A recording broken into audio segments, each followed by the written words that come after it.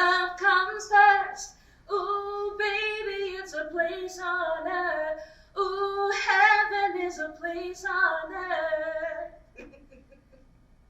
I really like that song. I always really liked it, and I used to listen to it a lot when I was pregnant with him. That was the happiest I have been in my adult life. Now, I felt like I had a purpose. I've always been very pretty and extremely put together, and it's always given people the opinion that I had things very easy. But what they don't know was that I was a prisoner in my own body. I spent most of my teenage years and early adult years trying not to be fat, because in my family, that was the one of the worst things that you could be, fat. But when I got pregnant with my son, I had finally done something right. It was like me turning my life around. I was so happy when I was pregnant. I used to tell my ex-husband, I hope heaven is like this. I'm really happy. I have you and I have the baby. I heard the song one day and I took to it like it really fit in my life. Heaven must be like this. I was so happy. I would play that song all the time.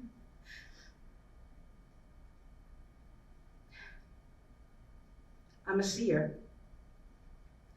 The problem is that I often see shit that I wish I didn't. I often see shit from my personal life that I wish that I didn't see. I see the shit that people try to hide. As I've gotten older, I've learned to keep those things to myself. But that time, I saw it before it happened. I knew that it was happening and that there was nothing I could do about it. I went to the doctor. They did all the official measurements. They measured my cervix. They told us it was a boy. We got our ultrasound pics and everything. The following week, I had a dream. I had a dream my son died and that there was nothing I could do about it.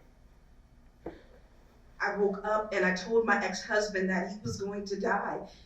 And he said, "Why would you say that?" I said, "Because he is, and there's nothing that we can do about it."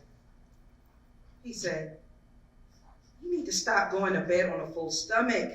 You're making up these crazy dreams." And I told my mom, and my mom said, you just gotta think more positively. I said, "No, you don't understand. I saw it." So, at home, I wouldn't get out of bed. I wasn't telling anyone what I was doing. We were living with my parents. I was young and I wasn't working. Everyone thought I was being lazy and pregnant, so no one complained. But in my mind, this was how I was going to fight it. I thought, God showed me this because I can stop it. On July 19th, I woke up.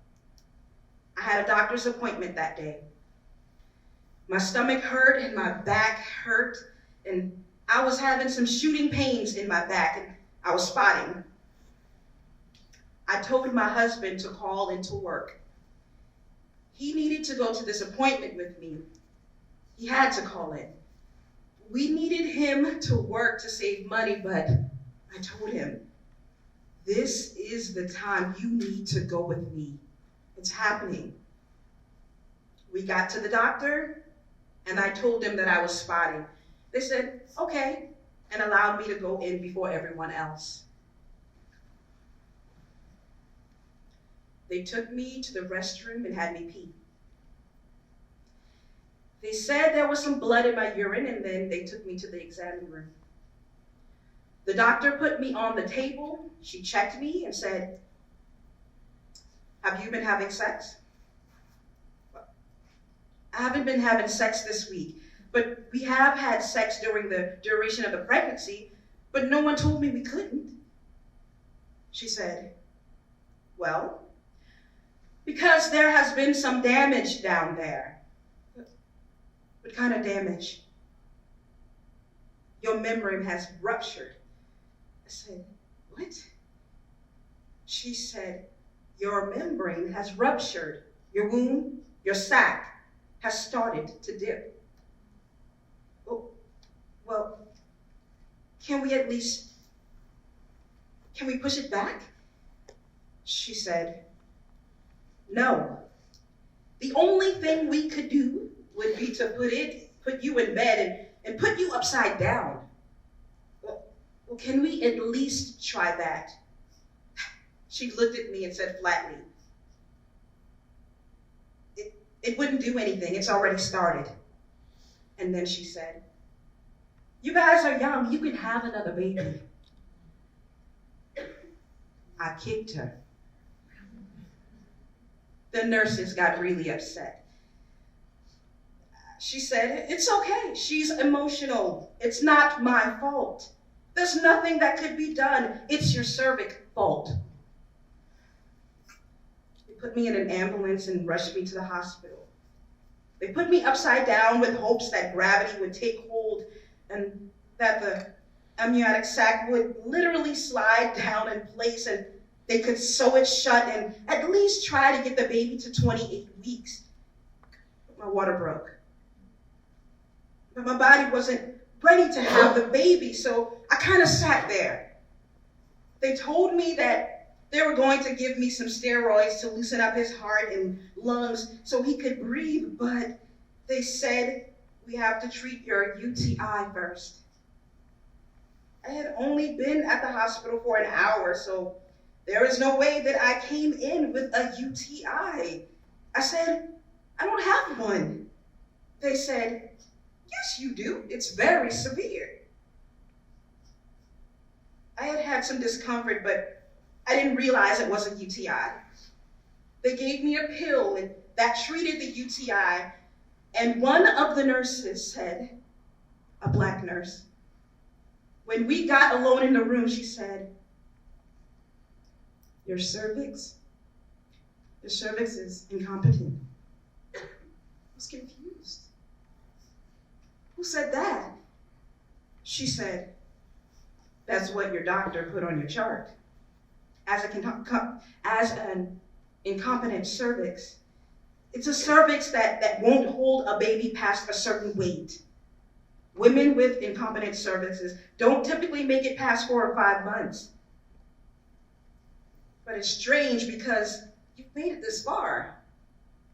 I said, I don't know what's going on. She looked at me and said, honey, it might be the UTI. I had never heard of an incompetent cervix or preterm labor of this type. I didn't go into labor that night. They were pumping me full of drugs. My body was confused. It wasn't time.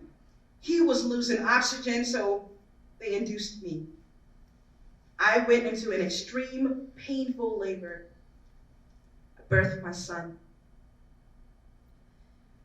He died upon arrival. He came 3 months early. He was not at the gestation point where his lungs were developed. He literally couldn't do it. They gave me steroids so he could at least be built up enough to where he could withstand one of the NICU breathing machines that would breathe for him. He was just too small.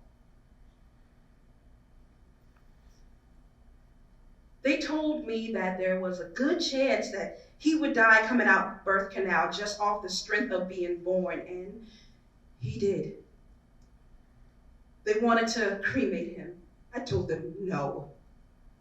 We had a funeral that I don't remember a lot about, but I do remember we had a funeral. I later found out that UTIs, as severe as the one that I had, can throw you into preterm labor. A couple of years down the line, I was able to deliver not 1, but 2 babies. And all of the stuff surrounding incompetent cervix is complicated. But the fact of the matter is, I don't have an incompetent cervix. I can carry a child. What people don't realize is that no doctor will touch you in the future with an incompetent cervix unless you get this procedure where you can get your cervix sewn shut. No doctor will want to treat you because you are a liability. So they have it where they coerce you into this surgery so that you can have prenatal care. I will never forget how I felt after his birth, after the funeral. I tried to kill myself twice. My ex-husband and mom had me on suicide watch. I had to get put on depression meds.